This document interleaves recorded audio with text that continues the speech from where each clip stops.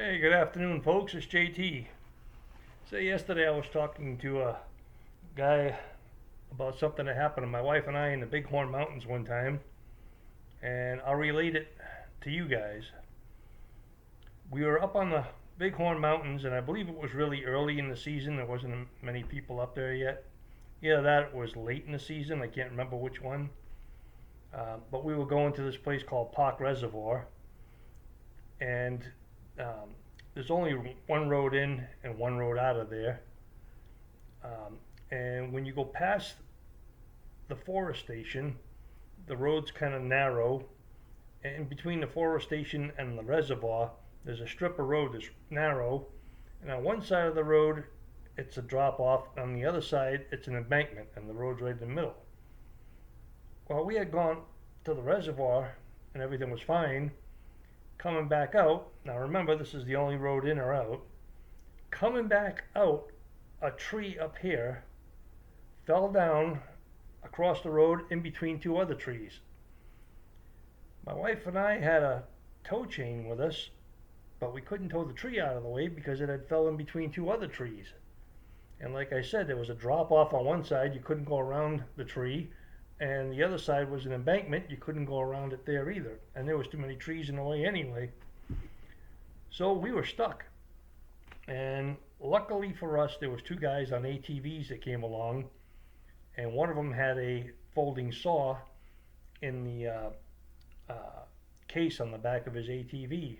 So he went and he cut the tree where it had fallen in between the other two, and then I wrapped the tow chain around it and I pulled it out of the way.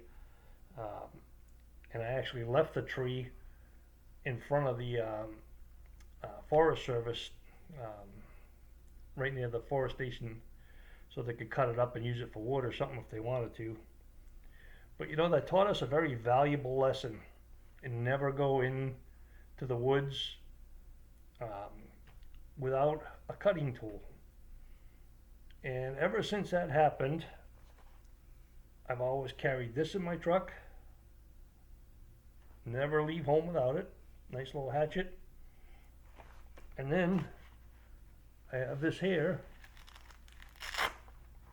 By the way, I made this case.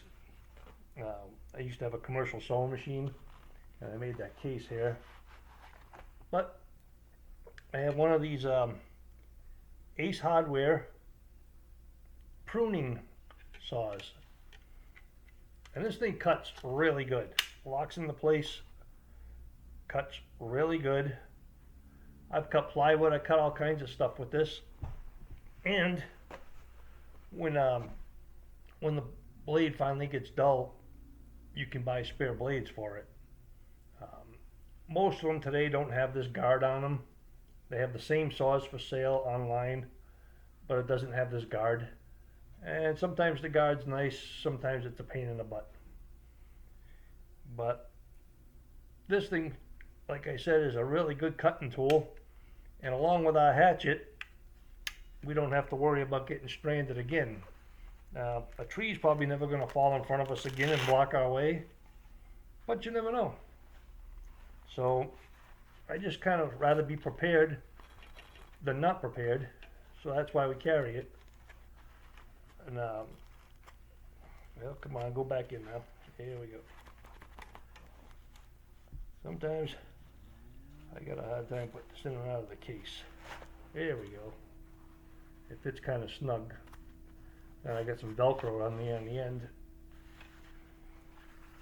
So there's two, that's a tongue twister, two tools that you really shouldn't be without when you go into the woods. Or, you know, I would recommend just having some in your vehicle all the time, whether you go in the woods or not.